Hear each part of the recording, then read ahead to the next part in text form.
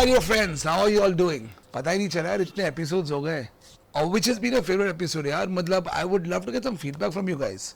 Off lately जो लोग मुझे पहले लिखते थे, जो WhatsApp आते थे या DMs आते थे, थोड़े से different लोगों के आने लगे हैं. So I know I have a new audience, but for all those people जो मुझे initially सुनते थे, आपके जब वो messages आते थे कि यार ये चीज़ अच्छी लगी यार ये चीज़ क्यों नहीं थी? I think I would love that a lot. So for all those people who know मैं जिनके बारे में बात कर रहा हूँ, please start writing to me and telling me कि यार कैसे लग रहे हैं आपको ये episodes. How he's got humor in his life. I would often see and follow him on Instagram and I used to always see यार क्या quirky quotes he would keep putting. Eventually, thanks to Capturing Him, when I started meeting him and interacting with him, I realized कि यार वो humor कहाँ से आता है. So yes, one of the very few people who have so much of humor in life and a lovely artist and a great human being and somebody who I love interacting and talking to. Yes, I'm talking about Jeetu Savlani who's joining us today. So ladies and gentlemen, get ready to witness some amazing content that he's captured and how he's become one of those people who's being repeated by so many celebrities. So let's start. Abhi, what gets you to wake up every day from your bed? My joint pain.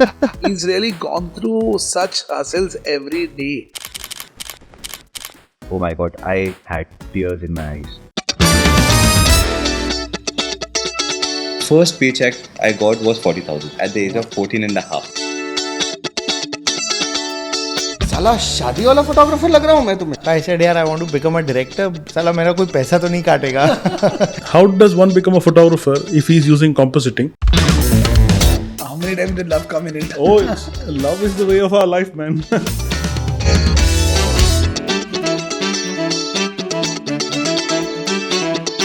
Listen, when did you pick up your camera for the first time? At the age of 11. An accident. Can you imagine shooting Amitabh Bachchan for the first time and you get fired by him? Oh my god, I think. Just make this content viral. It's a very tricky situation. That journey began, I would say, magically. So I said 12 दिन के अगर जो 8,000 रुपया मिल रहा है तो ठीक है. And he was like, no, I'm paying you per day 8,000 rupees. You have to innovate and shock yourselves every 3 years. That's a cheers moment.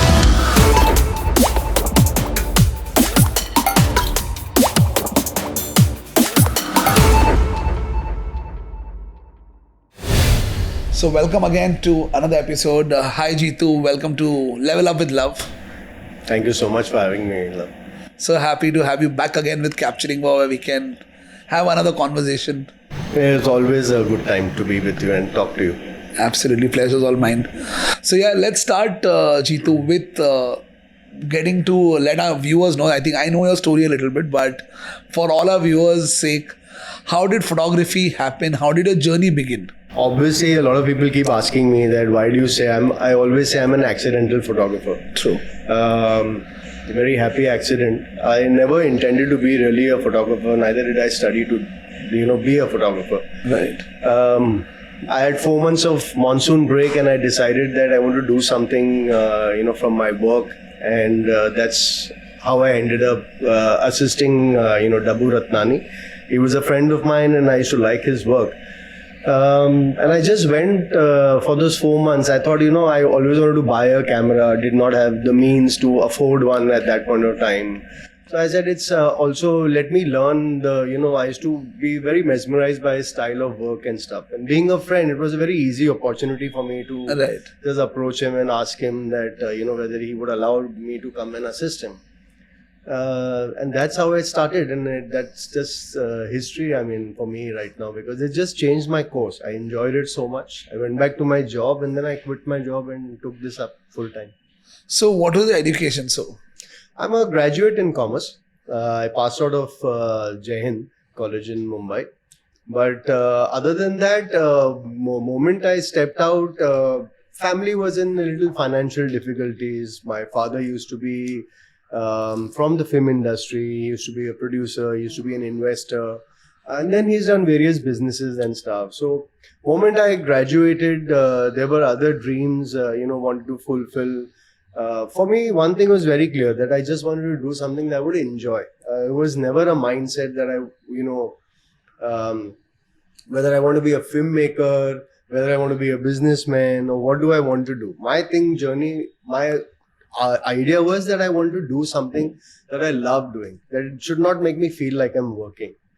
And so I've done a lot of things basically. While I was, studying, I started working. I used to work for my dad's younger brother, my uncle.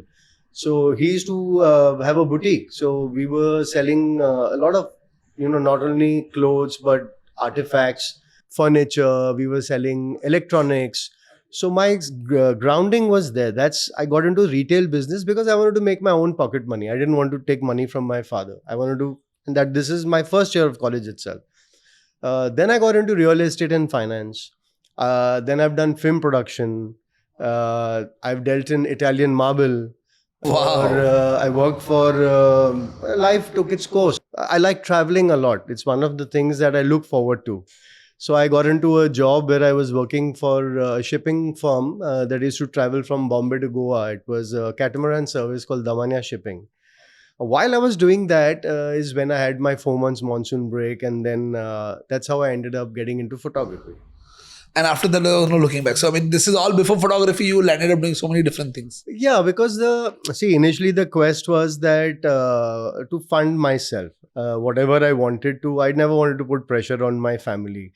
I also started a business in the process before I got into my shipping. Like I said, the family went through some financial crisis, so we just had one little store, one little shop in Bandra that we had, which was to our own, and obviously a house which we were looking at selling and moving out of the city to clear all our dues. But thanks to my mother, who says, whatever you guys do it in Bombay. I'm not going to allow for us to sell this. So we started a leather boutique. This is almost 30 years back. It was called Cobbler, and was something I started with my father basically.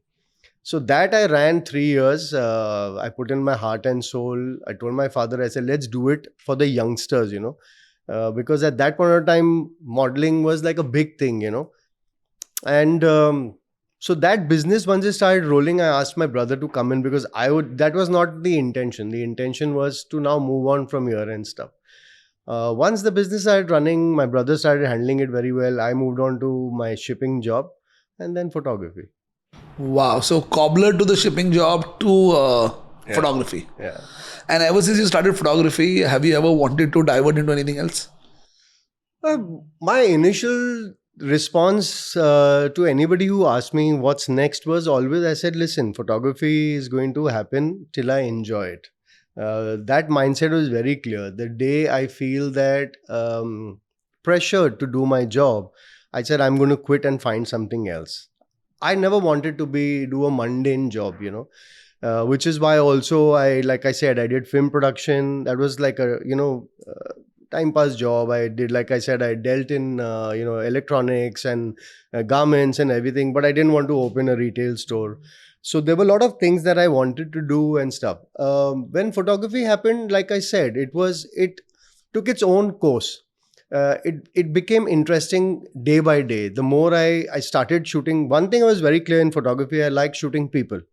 Because of my earlier profession also, like on the catamaran service, I was a cabin services officer. At the retail shop, I was the only salesman and the owner of the store, So I was always interacting with people. I was very clear that people photography is what I want to do. That also excited me. That is also why I went to Dabu, because Dabu used to shoot not only the stars, but anybody he used to shoot, he had a different perspective of capturing them and stuff. And I used to love his style of work. Dabu Ratnani, at that point of time, was one photographer who took all the artists out on the streets rather than shooting them in the studio. And he had very interesting ways of shooting. So I got into people photography.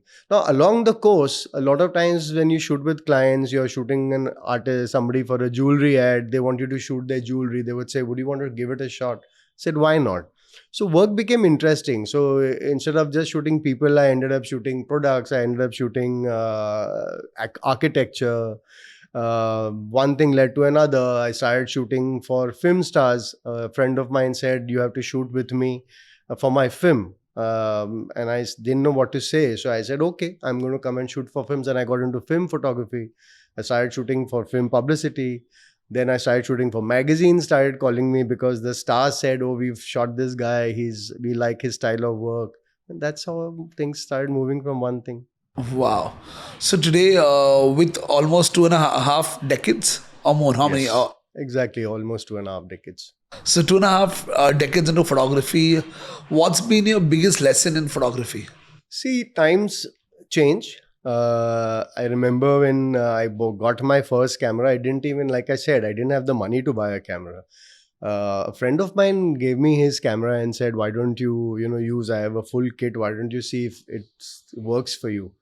Got the camera and started shooting. So from negative, then moved on to digital.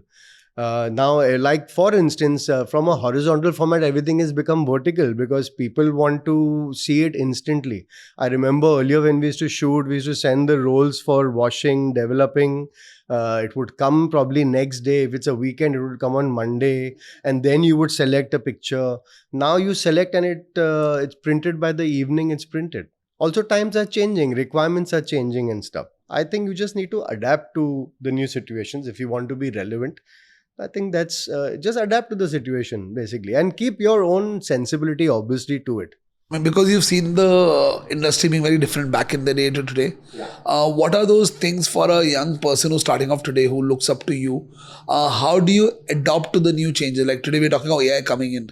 So what's your take on that? See, what happens is somewhere down the line, unfortunately, what will happen is even your original work, people will say this is AI generated. So you'll have to prove to them that, it is not AI and it is your hard work. I think anything you do, even to generate something with AI, you need to have the knowledge to do that. You just know everybody and anybody cannot, right? I think what is important is to be, to know your craft for sure. All right, sometime or the other, everything will be redundant. For that matter, people have always been saying that machines will take over, but you will still need the human element, right? Like for instance, when I shoot with people, I like interacting with them.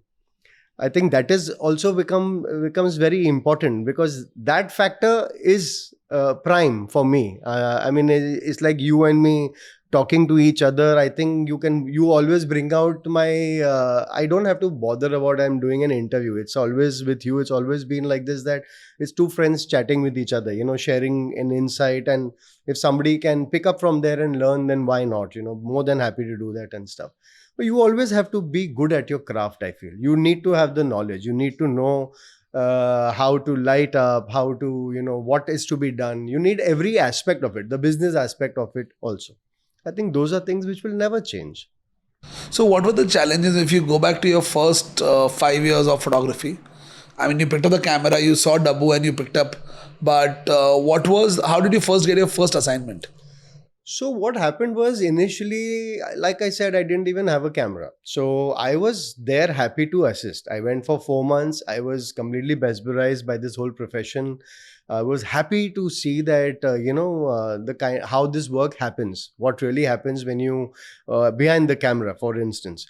And it was something I enjoyed. I went back to my job, and while I was doing the job, I used to tell Dabu that I said, I'm still available for 2 days, 3 days a week. Would you mind if I come and help you? He says, yeah, please come on. Now that continued. So I actually started shooting almost about after a year of being him to first understand how things went. I took a camera that I said my friend had given me and I shot my own brother. So I said, let's do the in-house model. My brother is a younger brother, had a lovely personality, looked nice. I said, come, let's shoot some pictures with you. And I shot his friend. Like I said, I was still working for the shipping. Now, you and I both have something in common. My first model was my sister. Lovely. Your first model was your brother. Like, wow, I think that's how we all begin. Yeah. And those pictures I carried with me. I used to carry them with me, on my ship to say that, hey, I've started doing this. This is my new thing.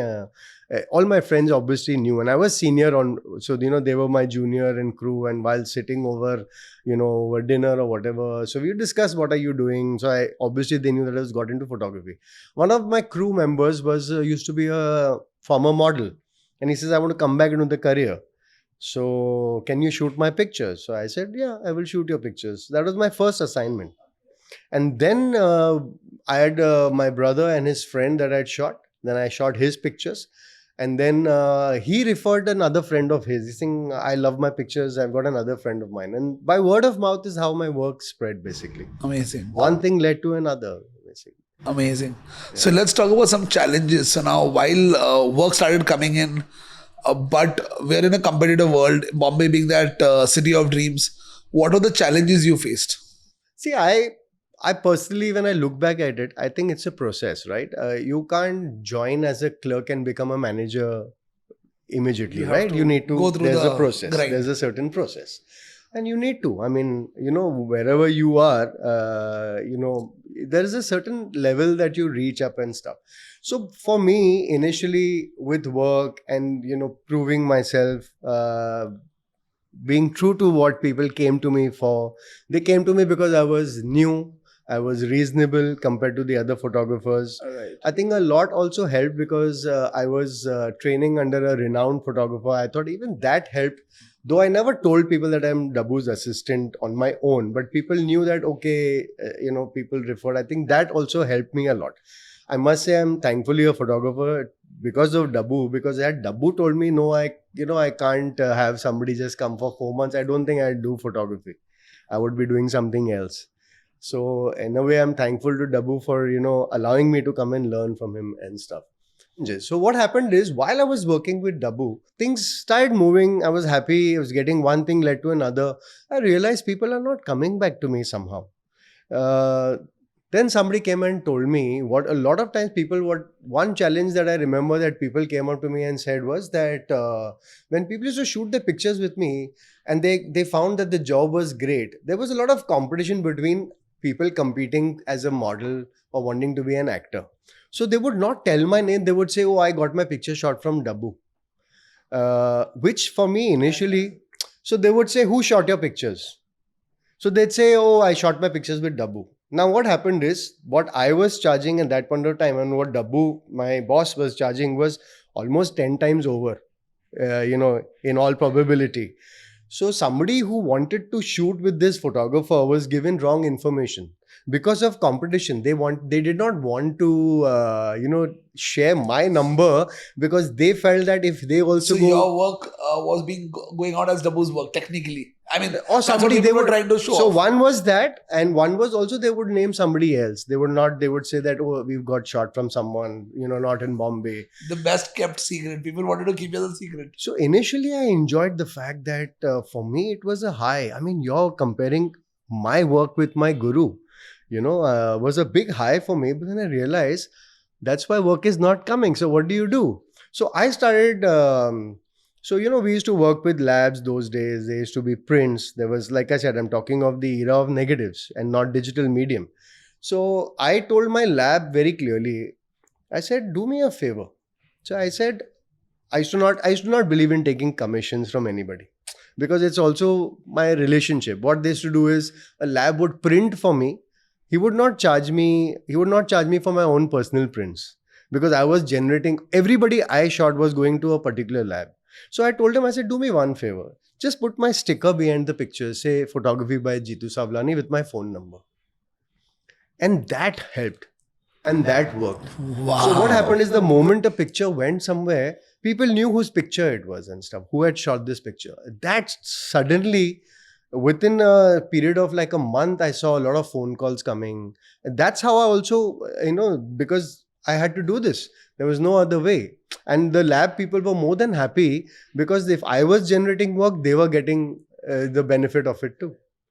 So initially that was one thing. Other than that, I don't think I had any problem really. That's a brilliant marketing strategy you're talking about that. Yeah. In the era where there was no Instagram, people didn't know how to reach somebody. There was no digital portfolio. So I think that's when you just said a simple thing that let's put a sticker behind. Yeah. Because how else do I tell people? Because now in digital, you can have your watermark on a picture, right? On a photograph, how do you say? So I know instances where people used to say, oh, no, don't put his sticker. So the lab used to say, listen, if you don't want, then I will not give you the additional service that we provide you because of Jitu, that they used to give him delivery at home. we'll send you, give us a big order, we'll give you discounted, like, we will make, if you give us a lot of prints, we'll make blow-ups for you for free. So every benefit that they were giving me, I used to share it with my clients. For me, the idea was, if you Let my don't client give, how benefit. do you get? No, you have to give something better than the other. You always have to be one step ahead and being true to your work. So that worked for me a lot.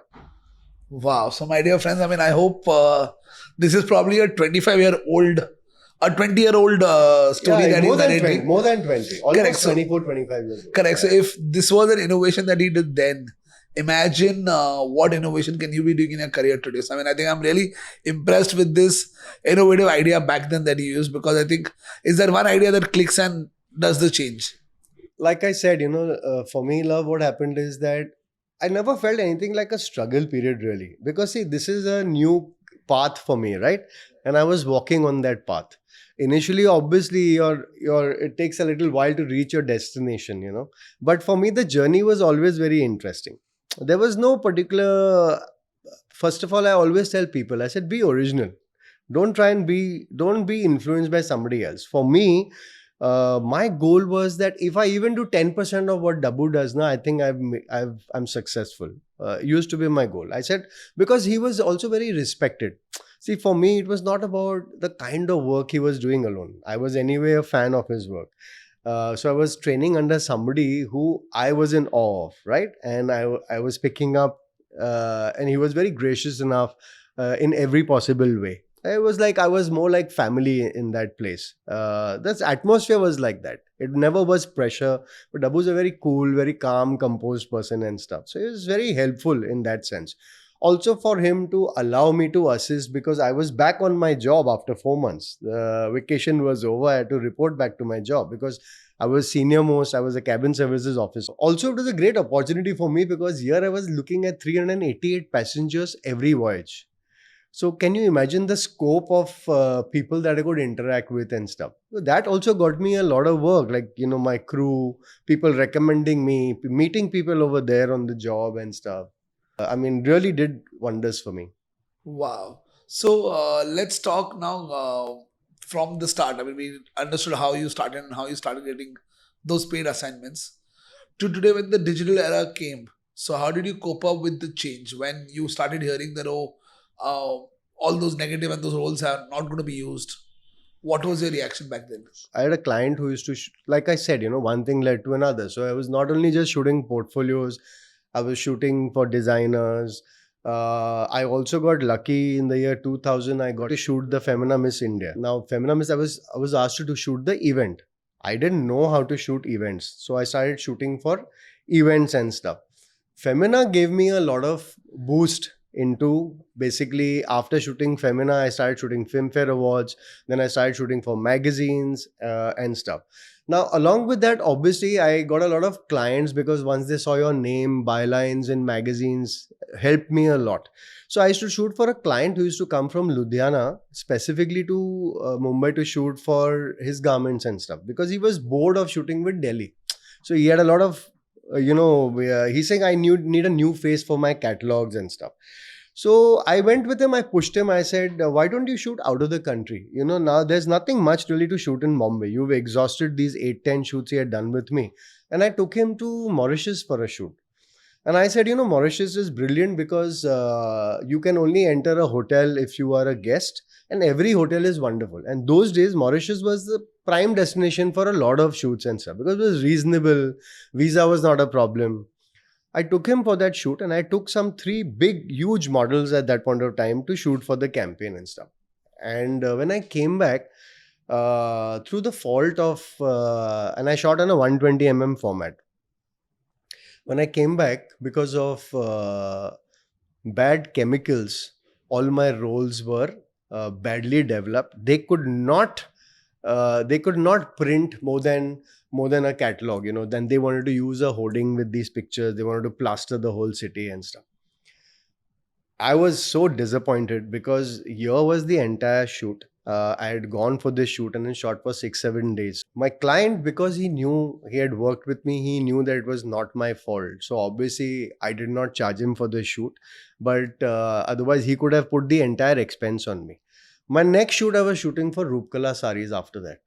And that time, digital had just come in. And I said, you know what? I'm never going to go back to negative. What if a project goes bad like this and stuff? And I shot that campaign for Roopkala saris, where I was doing a complete changeover of their image and stuff. I was shooting. Roopkala is known for being very simple, simple sari. You know how sari shoots were those days. Sari. I'm talking to you almost 20 to 23 years back.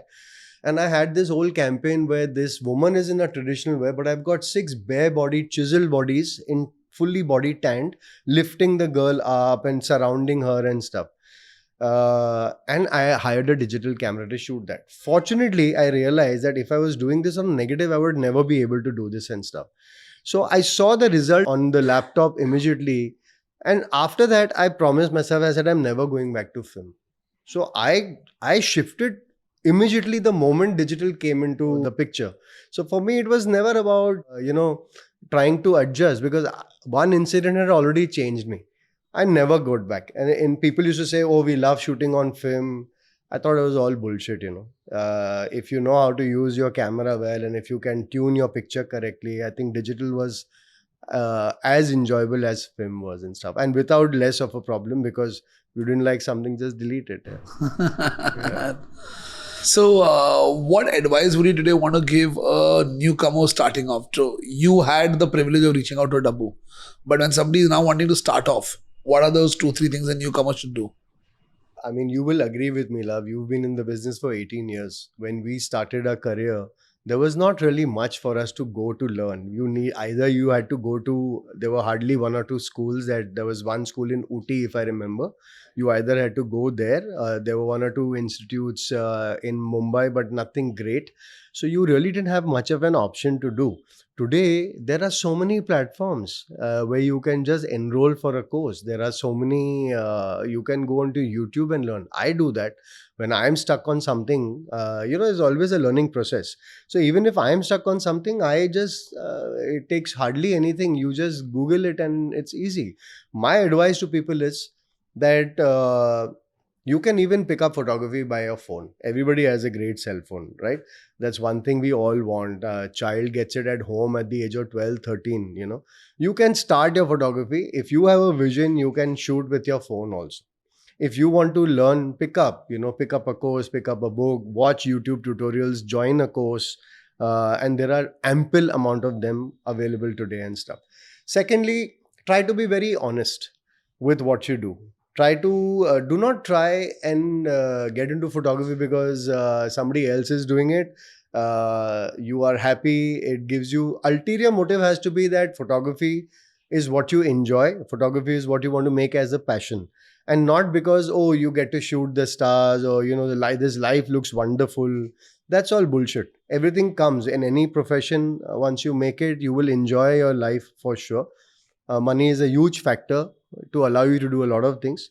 But if you're honest and if you stick to understanding what is your strength, are you the kind of photographer who likes, doing candid shots? Do you want to do reportage? Do you want to do architecture? Do you want to do product? Are you good with people? Can you communicate well? Find the right line of work and be honest to what you, and work hard. Be the hardest worker in the room. So, how important is it to communicate to your subject? There are a lot of photographers in the country who shoot people, but they don't really communicate with the artist. For me, I think my strongest point is I'm very good with people. And there are people I know who are great photographers and they really don't know how to communicate, but they do their job well.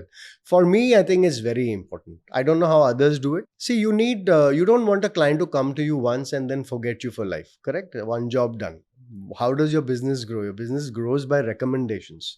If I've reached here where I am today, it's got a lot to do with that people have referred me, or people like an actor has said, oh, we want to work with Jeetu. We are very comfortable with him. I was doing a shoot with Gracie Singh. Gracie Singh was, if people may remember, she was the actress in Lagan opposite Aamir Khan. So I was shooting with her. Now, as a habit, I used to always go up to my models and I used to, for some people who didn't know how to pose, I would somehow pose for them and say, I would even tell the women. So I know that makeup and hairdress, there's a couple of hairdressers used to shoot me on their phone. They used to, I said, please don't release it because people will think, what am I doing? They're saying, no, I am keeping this because I want to show to the other people that how Jitu communicates with people, how important it is, to show to models that this is what you need to do. So I used to go up to people and tell them, this is what you. So I went up to Gracie Singh and I said, ma'am, this is what I want you to do. This is my emotion in this picture and stuff. She just looked at me very blank. And I came back and I shot the picture and I thought to myself, I said, maybe I've overstepped, trying to teach an actress who knows her job and stuff. So my next shot, I didn't tell her anything. She called out to me saying, Jitu, tell me. I don't know what do you want me to do? I like what you did. So you realize that You get the it confidence works. there, yeah, No, yeah. you realize it works. You're right. Some people I realize that you don't need to tell them because it's also about capturing your essence. It's also about capturing what you are good at. I don't want you to emulate me or copy me. Right. What I want to do is I want to tell you that this is what works. Obviously, you don't know how the camera is capturing you, right? So I will tell them, I said, you are not wrong. But for the camera, this is better. Correct. Also to not make them feel uncomfortable. You can't scream at a model and expect her then to give you a great look or a smile. You need to be warm and compassionate. Put yourself in their shoes. Somebody who's new may not know what to do. Right. There are people who prefer to have a certain profile because they've been shot like that and they think that works well. I like to break that. I like to shoot them in another angle and say, stop worrying about your profile. Some people do have a better profile. I agree with that. But then there are people who look wonderful Both ways. and they don't think they do. So I like to show to them with the work. I say, okay, let's shoot your profile and let's shoot some the way I tell you. And I like to do that. I know this happened with me yesterday also here. Yeah. It just happened last night. Yeah. So how do you deal with situations where people are stuck? I mean, probably you know that the other person looks good in the other profile also. But if the person is not agreeing, how do you deal with those situations? See, what happens is ultimately they are paying you, right? And if somebody is, I don't want to, there's no ego at work. So point is that you put it across to them. It's never been like this that they don't agree really. But if somebody is stuck, then I will let it go. Because I still have a long way to go with them, right? I will probably try to get it from in some way or the other, get my shots. Like for me, it's a high. I want to get that praise. I want people to say I'm happy with my job. So for me, it's never about, oh, you paid me, I've done the job, tata, goodbye. I'm looking at, I'm a businessman, initially, so from the beginning. So the idea is, how do I generate more work? I will generate more work if I give you what you want, what you desire, and more. I generally, what I'll do is, as far as even in their angle that they feel they look best, I will still get a picture where I am happy.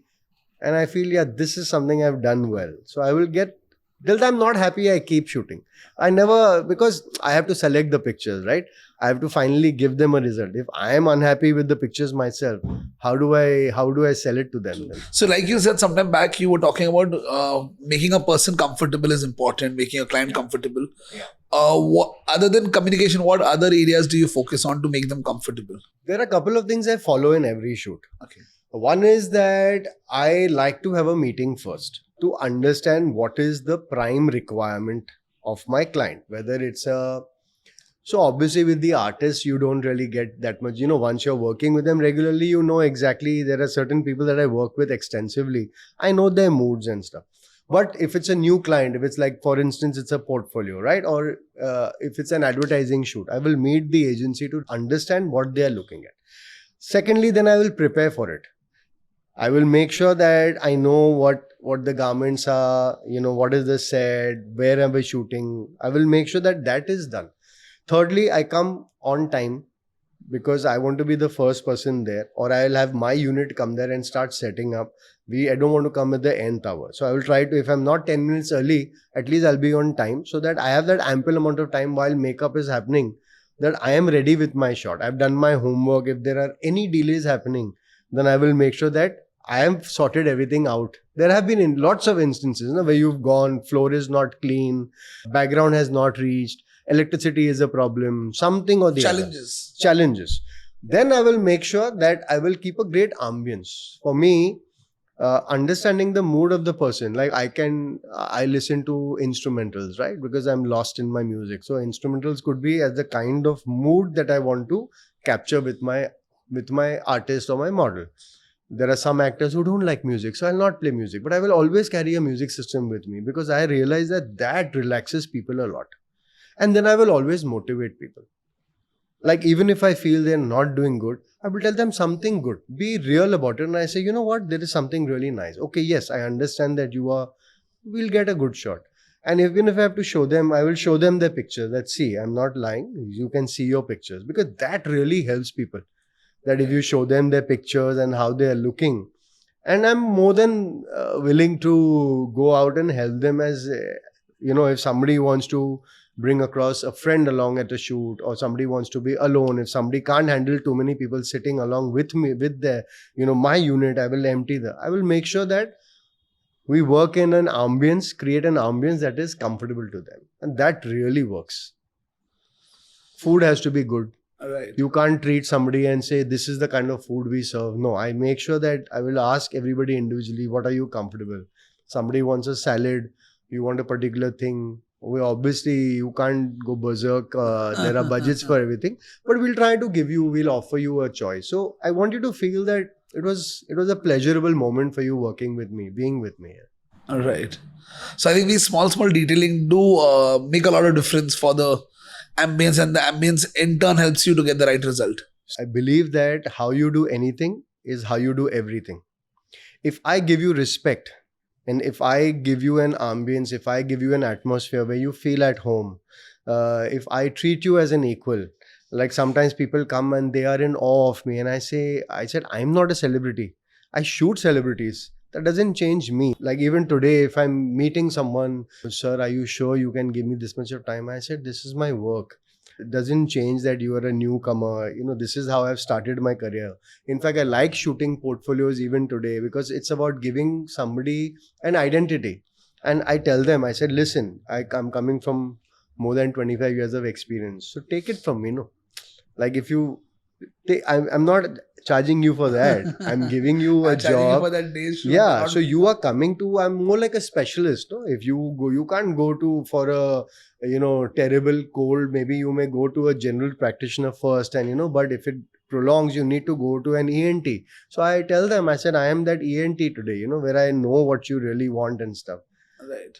That's very, very important, I think. You had a lot of celebrities and people coming back to you again and again. Yeah. So who's your favorite celebrity you enjoyed capturing?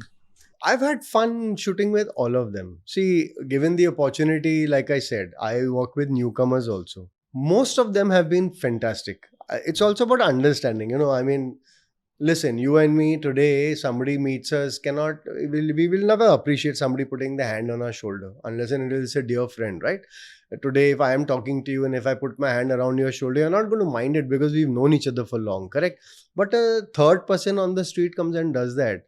So just because you shoot with a celebrity does not give you the right to become that familiar with them or to call them out and stuff. Respect people. I've learned to be in my shoes, to understand where I come from. It's a job and I do.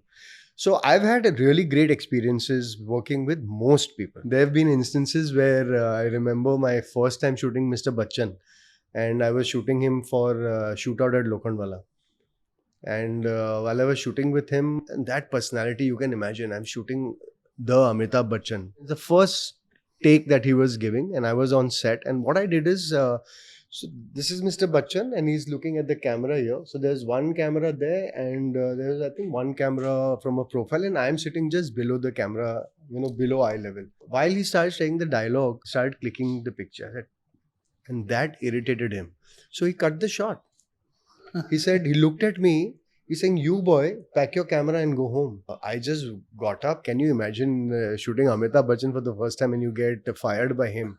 And I am hearing the director outside laughing. It was a prank he played on me. Because I had asked him, I said, is it okay to shoot, between takes? Because I had done a sync sound film just before that. He says, yeah, absolutely okay. And I went up to him and Apurva Lakhia. I said, Apu, what is this, man? He's saying, no, chill, man. I'll talk to you. Then what I did is I had shot Mr. Bachchan on stage. So I got all those pictures done and I said, how do I win them back? how do I get this opportunity to, to not have him look at me and say, I don't want this boy on set ever again and stuff.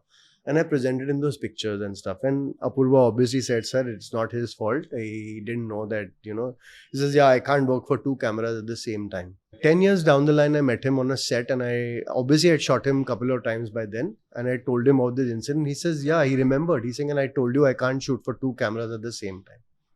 Wow. So a lot of instances of people like this and stuff.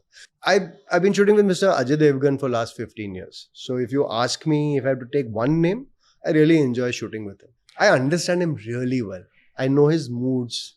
I know his angles. I know what will work. I do a lot of his advertising work. So when I'm going for meetings, I will tell them, because I try to come from both sides. I'm not just from the artist recommendation, but I will work for you. If the client wants a certain image, I will tell him, I said, listen, I know he's not... He will not like this, he'll not approve this. Yeah, means he doesn't dance in films. How can you give him a reference of dancing?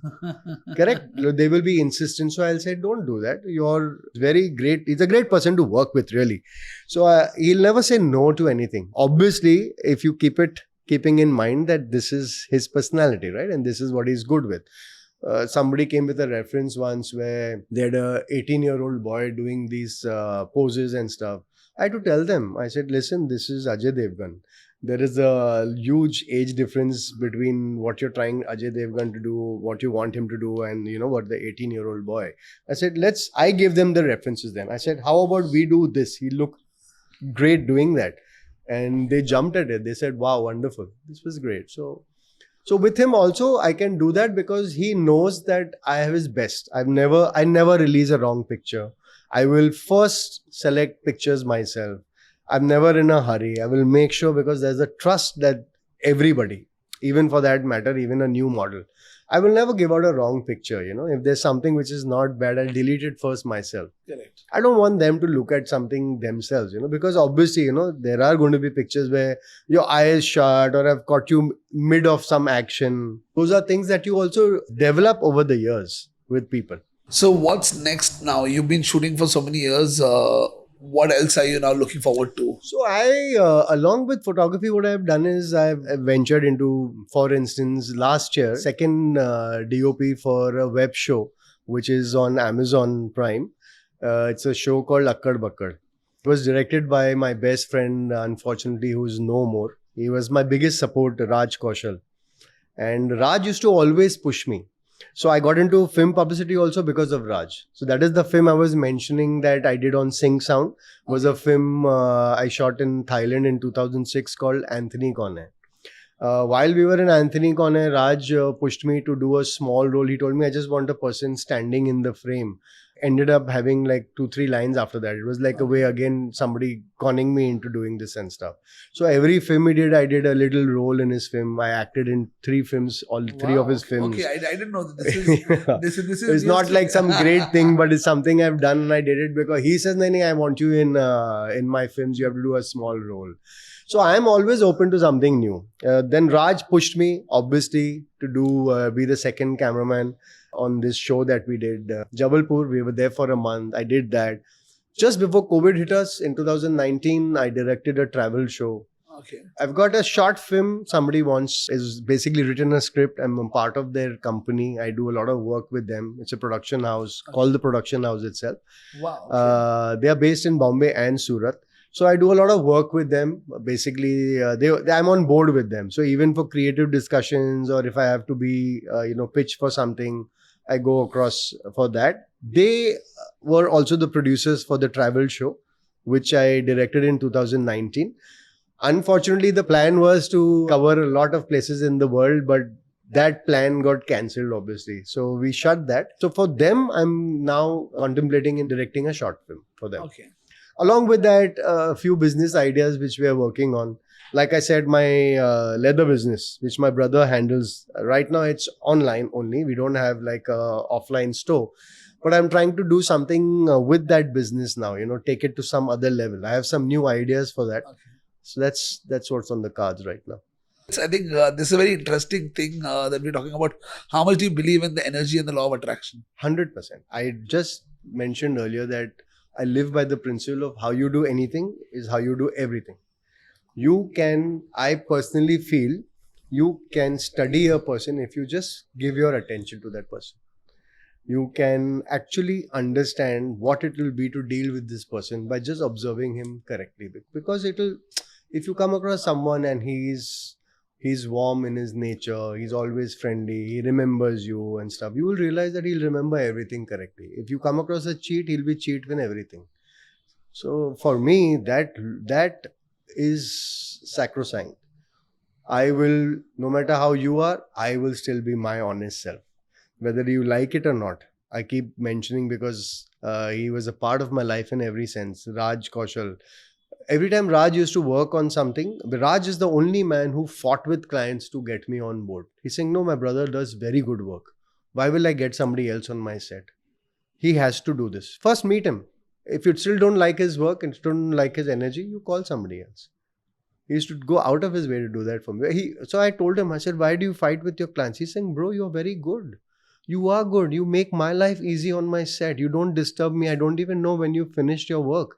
You quietly work around us, which is what I enjoy. And moreover that you're my brother. Why will I not, vouch for you? And no client has ever come back and said it was a big mistake. They've always been very happy. So he used to call me if he used to do something, and if I was on a group chat, if I would not comment, he knew I was not happy about it. So he used to know that if he wanted 100% honest opinion, he would talk to me alone. Tell me what you didn't like. Because he knew, he valued me. So this is something you build over a period of time. Is the energy, if you're honest. My first job, career break came from Femina Miss India. In the year 2000, I was called to shoot for Femina Miss India. 1999, Dabbu, I was still working with him, had shot the event. And they asked me to shoot this in 2000. The person who asked me to shoot this also, Mr. Umesh Sawant, he's still a very dear friend of mine. He used to work for Times of India at that time. And he offered this job to me. He's saying, can you do this for us? We are looking at a new photographer. Are you interested? So I said, I am, but I need to check with Dabbu first. Because I met you through Dabbu and this is what Dabbu. He's saying, listen, we want to bring in a new photographer into the job. So if you don't do it, we are going to go to somebody else. It's not like Dabbu's losing. We call Dabbu, we have a relationship. We will call him for something else. So I said, I'll still expect, I request you to give me time. He says, okay. I went to Dabbu. Dabbu said, please go ahead and do it. That's who I am. So for me, that is very important. My assistants who come and learn from me, you don't need to come through strong recommendations. Somebody who comes to me, even with strong recommendation, has to prove himself, whether you really are capable of, or are you taking somebody else's space. So I rather, train someone or keep an assistant who wants to learn and who's really keen on this job, not somebody who just wants to pass his time with me. There's no place for people like that. And for me, energy is very, very important. The people I work with, the kind of atmosphere I have, because it speaks about me. Right. Yeah. So talking about relations that the kind of relation you build with Raj. In today's day, we say Bombay is a very fast moving city. Every person is here there's either this competition or this cutthroat competition, or everybody apna sochte hai. How do you build those relations? How do you identify that that's the person that is true to you? See, not everybody needs to become close to you, right? People respect you for who you are. It's for what you deliver. I may be great friends with you, but if I don't deliver, you're not going to call me for a job, right? I think it takes its time. It's not an overnight achievement. With any artist, any newcomer also. I have people who come back to me. I have a meeting on coming Monday with a client whose mother shot her pictures with me. I said, how did you get my number? So she's saying, you shot my mother. And I love the pictures that you shot with her. And when I shot her mother means she was not even in the thought, right? Because at that time she was probably trying to do a career. So you're talking to me about, I don't know how old this girl is, but I'm assuming she must be at least 18, 19 or whatever. So you're talking about 20 years back. And she sent me those pictures. I said, yes, I remember this shoot. I'll tell you where I shot it also. So these are relationships that happen. So she looks at the pictures. There are clients with Raj. Raj and me were childhood buddies. We are actually from the same school. But we were not very close in school. We met when I was assisting Dabbu, and Raj's wife is Mandira Vedi. Mandira came for a shoot to Dabbu's studio, and that's how we met. And he says, I didn't know you've become a photographer. I said, I'm training to be. And then he called me for a job. Like, 6 months down the line, he says, I've got a job for you. Would you like to shoot? We used to be an ad filmmaker and a filmmaker. Right. And that's how we connected. And then since I think 2003 or 4 is when we connected. And we since then till his last, we worked on everything together. And these are relationships. I mean, it's not just the friendship, all right? It's also what you deliver. It's what you do for each other. True. So with anybody for that matter. I have makeup people that I work with over the years and stuff. I don't like to change my people. If you're delivering your job well and if you are growing along with me, sometimes you are growing faster than me, then I need to catch up with you. So my team does not change. Unless and until you don't want to work with me, I continue working with the same people.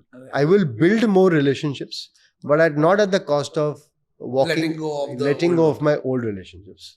You can't please everybody, okay? Let me say that also. Tomorrow I may have pissed off some people or whatever. I was shooting with because I shoot extensively with Mr. Ajay Devgan. I was shooting publicity for the film Raid. This was a couple of years back in Lucknow. And Ajay sir is very fond of me also. Like, he likes my behavior. He likes working with me also. So he will strongly, like, it's an unwritten rule that if you want to work with Ajay Devgan, then the photographer will be Jeetu. And I love that, you know. And it's also wonderful. Thanks to him, I also get to shoot with Kajol a lot and stuff. So he introduced me to Ileana D'Cruz. He says, have you worked with Jeetu? He does a good job. You should shoot some pictures. So Ileana tells me, he's saying, I actually wanted to, and this she says in front of Ajay sir. She says, I actually wanted to get my portfolio done when I was starting my career. Unfortunately, I could not afford him then. So I said, did you ever talk to me? So she says, no, you know, I said, there was somebody involved in between. So she said, yeah, there was somebody who says, oh, no, he's got no dates and he's very expensive. And so I said, see, that is what went wrong. Had you called me, I've never said no to people because of money. If it's genuine, people would want commissions from me for introducing somebody. So I said, if you want a commission, why don't you be open and tell the client that I'm introducing you. I'm going to take a fee, commission fee. Do not ask me to give you money because you're getting me work. It's against my ethics. There is something called as a finder's fee. You get somebody a job and you say, you be clear about it. Right. So you tell the client that I'm going to charge you. I will give you that discount to the client and you take money, but you be open about it. So people would not send people to me. They would say wrong things about me. And I've had so many of these instances that when people meet me finally and say, you know, I'm so happy to know about this. I always felt it was not right. I said, had you called me, I would have just done your shoot for you. When people come to me, even now, if I can help somebody, I would more than be happy to help you. So yeah, let's move into Jeetu, a little bit of inspiration. So the kind of stuff where we are talking of energy. What gets you to wake up out of your bed every day? The fact that I still enjoy 26, 27 years, I still enjoy what my job is, which is exactly why I said that it's very important to identify what kind of work you like.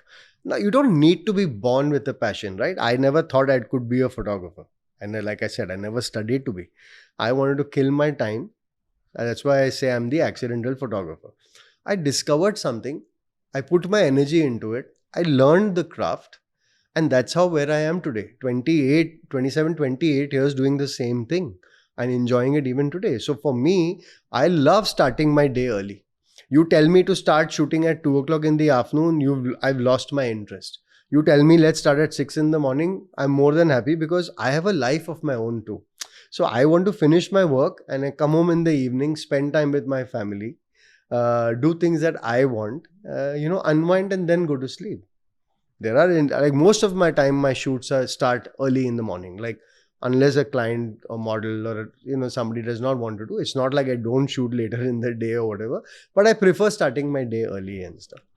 So how do you deal with the creative block? We all go through it sometimes. Sometimes you come back from a shoot and realize that not happy with what you've done today and stuff. Well, you take some time off. You look at inspiration today with other people. Sometimes you look at somebody else's work and you get inspired by that, A lot of times when this happens, I try to take some time off and I like to maybe understand what went wrong with my shoot. I try to introspect that what was it? What was it that today that I'm not happy with my shoot? Most often, I will not blame others for it. because I feel it's all in your hand. No matter what comes your way. A lot of times there were moments where clothes were not right. I don't blame them. I'll blame myself. I said, next time I'm going to insist that I want to see the clothes on the artist, on the model. I want to put in that much of an effort. I don't blame others. I blame my laziness for it and stuff. So every time I do this, I will look at somebody else's work. I will try and see. Sometimes you do also get intimidated by this and say, you question your own self and say, my God, this is brilliant work, yeah. I get inspired by anybody. Not a known artist or a known photographer or a director can inspire me. I get inspired by I remember one 13-year-old girl came to me, wanted to assist me came with her mother. Their parents were homeschooling them. She had a gift. That girl was super talented. The mother told me they came from, my studio was in Santa Cruz and they were coming from Chembur. And here's a 12 or 13-year-old girl. And I asked the mother, I said, she's saying, Jitu, she's gone to a lot of people. Everybody says she's good, but nobody calls her. So I said, listen, I don't have a problem. She can come as long as she wants, if she is comfortable. Are you sure you want to travel all this way far from Chembur to come? I said, please come. I said, your girl is gifted. Because at 13, she had shot, I remember those, and this is almost 10 years back. She had shot Barbie dolls in different scenarios. Wow. She was trying to depict that, beauty does not lie in just how you look. And she had done some fantastic stuff with a Barbie doll. She had done various styles of shooting them. I was thoroughly impressed. So I told her, I said, you know what, maybe I can teach her the technicalities, but I want to learn from her. So I get inspiration from anywhere. I get inspiration from the next person I meet, and I find somebody who's smiling and sweating at the same time, like a light man. I would like the way he also enjoys his job, picking up all these things. Sometimes I feel that it's important to just be content and satisfied also with what you have, rather than wanting to always aspire to do more and stuff. Nobody says that it's bad, but sometimes it's also important to value what you have, I feel. I think that's a very strong statement that you said, because we all keep running behind that next thing. I think we all set goals and we are chasing that goal, and I think once we achieve it, then we are setting a new goal. And we forget to live the happiness in what we have. Absolutely. I know so many people of my friends whose parents have worked for one company for 40, 50 years and retired. Here you find today's generation, you find so many people, they are shifting jobs, and every 6 months you are working on something else. For silly reasons, which is what I said, that it's important for today's generation, when you look at work, first identify what you like.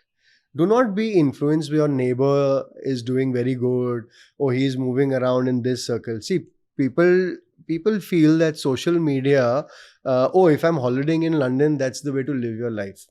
That's not life. You can enjoy going to Matheran also. Are you in that space? If you can't afford it, does not mean you can't have a great life, right?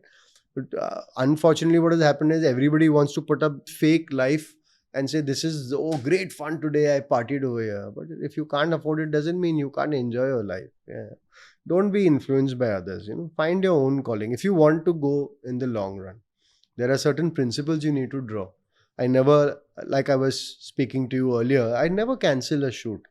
If I'm committed to something, I will honor my commitment. Doesn't matter if I get a better job or a higher paying job or whatever. Unless and until there's something I cannot come out of it, then I will request my client that, can you excuse me, or can we shift this? But I will honor my commitment always. There are times we plan something that we wanted to go that way, and if that doesn't happen, how do you deal with situations where we could call it anxiety, or we could be stuck to something that you wanted to happen that way and that's not happening? Recently, it happened with me just a few months back. I was shooting with Ajay sir for Filmfare. This was, I think, March 2023 itself. And I'd gone to the location. I was told that he's going to come at 2 o'clock because he was shooting for a film at that point of time. So he was going to come and see why he also likes working with me, Mr. Devgan, is that he knows I'm very quick because I understand how he is and stuff, and I understand. So I'm well prepared. So when he comes on a set, okay, sir, got my shot. Move on. His shoot got cancelled. So instead of coming at 2 o'clock, he came early. Now, I had gone on location to do a recce, understanding that at this point of time, this light will come from here. This is where I want to do this shot, this shot. On the day of the shoot, everything went wrong. Clothes were not there on time. He came in early. Location lighting went completely absurd. I didn't know what to do. I felt it was going to be my worst shoot with him. Like I've done hundreds of shoots with him in the past 15, 16 years working with him and stuff. I think at that point of time, there's only that much you can do. So I try to calm myself. I'm a complete optimist, really. So I feel if you do not get anxious at that point of time, and if you just take a deep breath and just calm and say, okay, this is what I can do right now. And this is the best I can do to my ability, and leave it. It was not what I wanted to do, but still we got some fantastic results and stuff. Magazine was happy, the client, Ajay sir was happy with the pictures. I felt I could have done a little better than So what it I was an achieved. internal dialogue that you had aspired to create something which was not happening, and I think that is always pulling us down. Always, no, because It's see, our there mind that's are a getting us lot down. of factors, right? What do you do if suddenly one of your light malfunctions? You're running short of one light, or two, you obviously, what if something goes wrong? I've gone to a shoot where somebody said, can you just shoot this video for us? I was shooting an interview with Mr. Bachchan, really. And suddenly in the middle of the interview, the fan in the light came on. So there was this full sound that came onto the recording. Now you can't go and shoot that again. I went to shoot Neetu Singh ji once at her house. Great pictures. I come out and my card got corrupt. So now you can panic and ruin everything. Or you can just take some time and calm yourself down and say, how do you rectify this? So I lost a few images because I like to shoot extra, so I had got those. I got all the changes for the magazine. There are 2-3 shots that I was really looking forward to. I lost them, but you can't do anything. Now, what is done. I got them retrieved, obviously, but in the retrieval itself, I lost a few. I had to spend money to do that, so I didn't make money on that shoot. But that's okay, these things happen. Like I said, my reason of moving into digital was such a big shoot for which I was looking forward to sharing with the world. There are sometimes you shoot for clients and you're looking forward for that campaign coming out, and for some reason they don't release it. So it's part of the game. So how do you deal with success and failure? I don't let it get to my head. I just look at it as another day. Like I said, I was not very happy with the outcome. Not means fully satisfied. See, I think everybody, every day and everyone is a work in progress always. The day you feel that you've done everything, I think is a drawback. I'm always learning. I'm always picking up new things. I'm looking forward to something else to stimulate me, to motivate me and stuff. One thing is there that I really don't let any kind of success get to my head, because I'm just another human being doing my job. I'm fortunate that it gives me a lot of recognition and love from people and stuff. And even with failures, it teaches me to do better on my next job. Amazing. I think failures teach you to do better in your next job. I think that's a Obviously, strong when you have necessity is where you invent, right? Everything that I've done came from that okay, now what to do? It was never a frivolous thing. It's like I needed to do this, so I did this. I needed to change what I wanted to do and start my leather business, because that was the call of the hour. I was on another path and I had to change that path, because for me, what is important is start this family business to get money coming into the house. You need to have the kitchen running, right? So I left my dreams of moving on to something. We all have dreams, right? Okay. And we also are sometimes very dependent on, at least we'll get support from my parents financially, is what I mean. My family has been very supportive of me in whatever I've done. They have immense faith in me. And I've never proved them wrong. So they know that this guy will always do something or the other. I've never given them a reason to ever doubt. And that has been also one of my very strong points.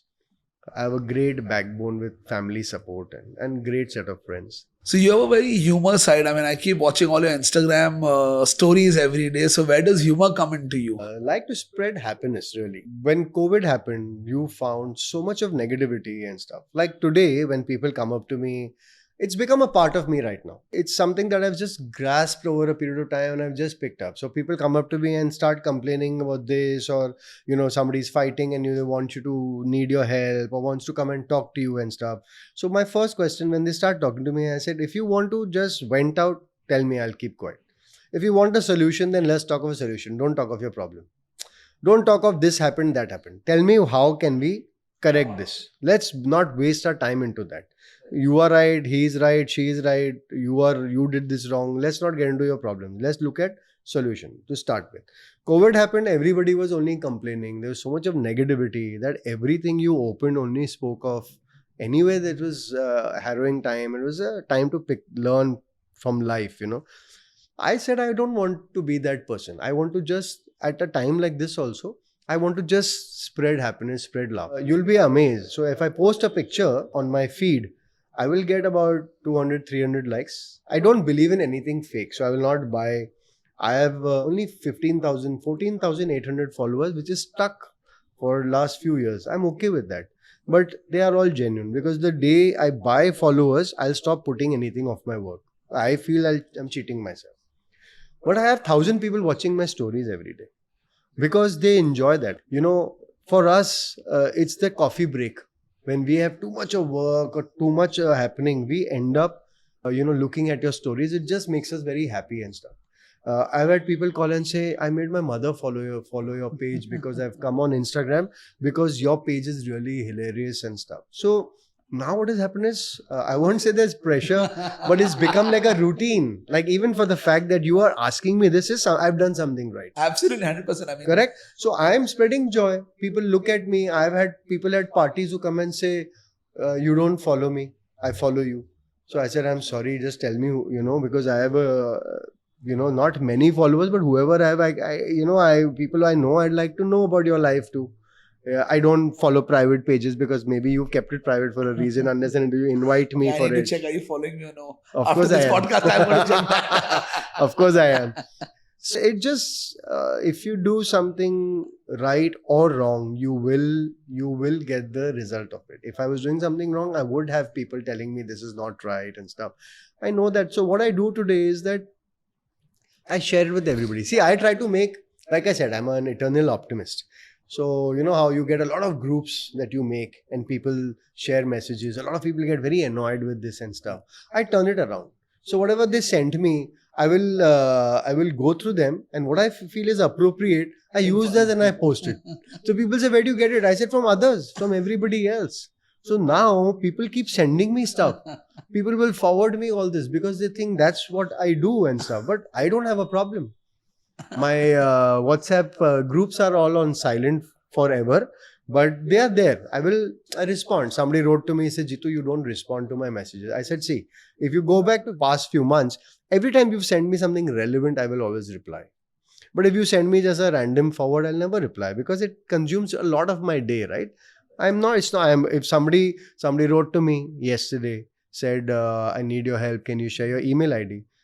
I said, I shared my email ID. There was some trouble that this person was. She's saying, I don't know why I opened out to you.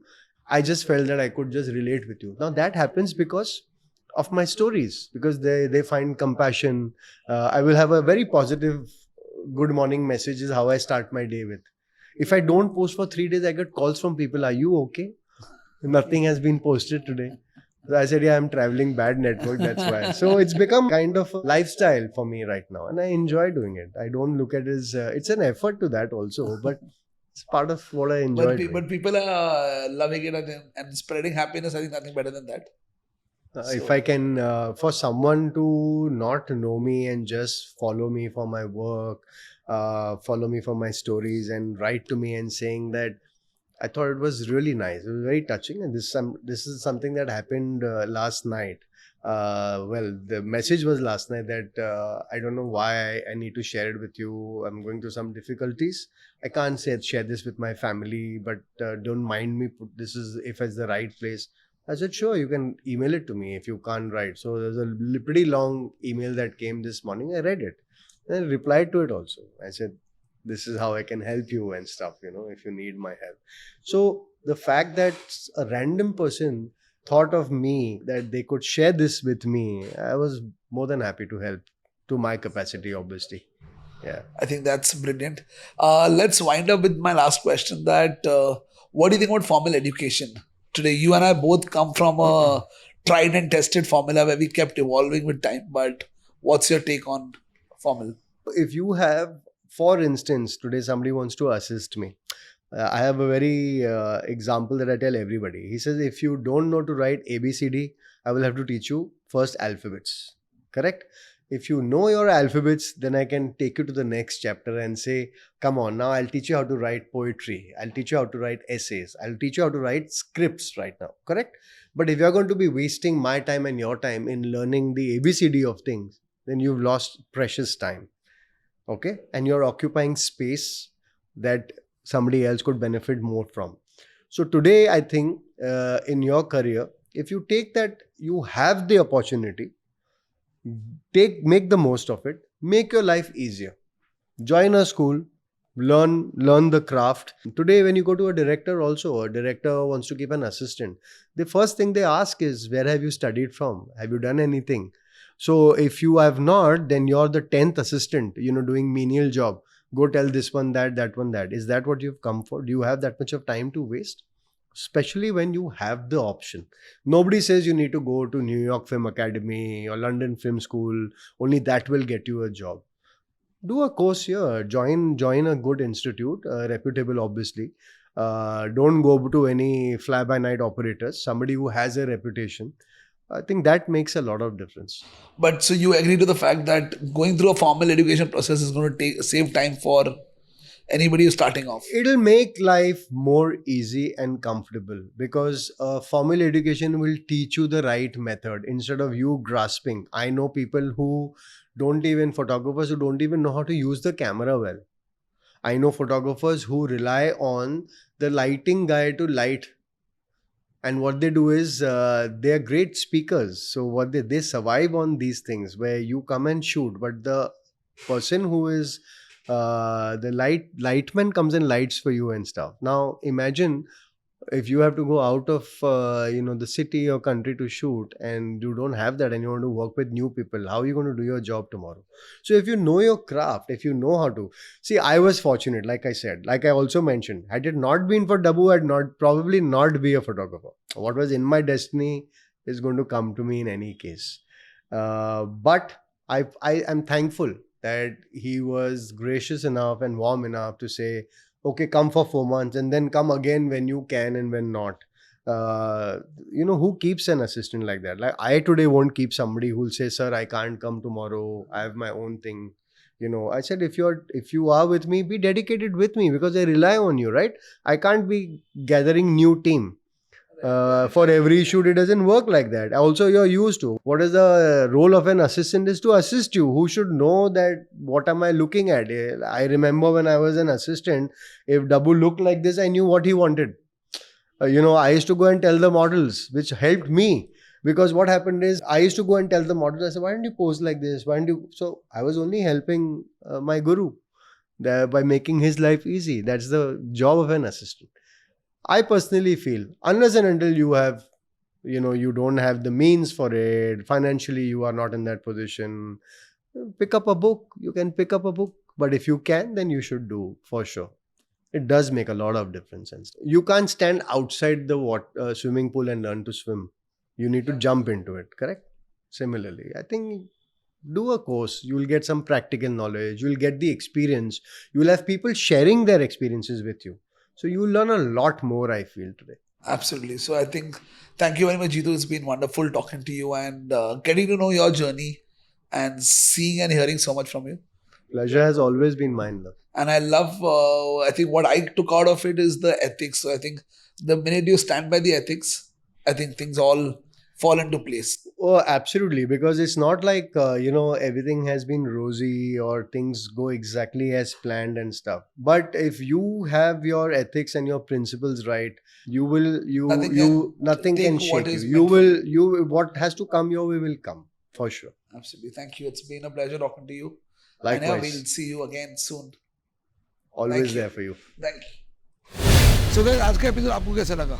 मेरे लिए तो हर हफ्ते वो एक नई कहानी है जिनसे मैं सीखता हूँ. And I, take all these learnings into my work. As everything that I'm doing today, I give credit to my journey of the last 4.5 years with capturing. और जहाँ I've got to interact with the best of the best filmmakers, photographers from all over the world. आज अगर सबकी आप एक learning भी ले लो ना, your life can be changed. I have changed the way I look at work. I have changed the way I am capturing content, the way I am producing content. And I would really want you also to level up like that. And for the ones who are creating some great content, I must say, I've been seeing that some amazing content has started reaching out to capturing for the awards. If you haven't yet applied, so we're going to be closing gates to the nominations very, very soon. So if you think you've captured something amazing in the last 1 year and you feel this deserves an award or a reward or a recognition, then do not miss out to submit your entries for capturing awards. We've got 30 amazing categories out there, whether it's fashion photography or Instagram reels or weddings.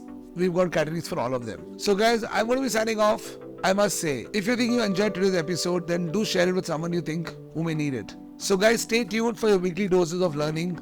That's me, Love Israni, signing off. I will see you next week with some awesome content all the way for you.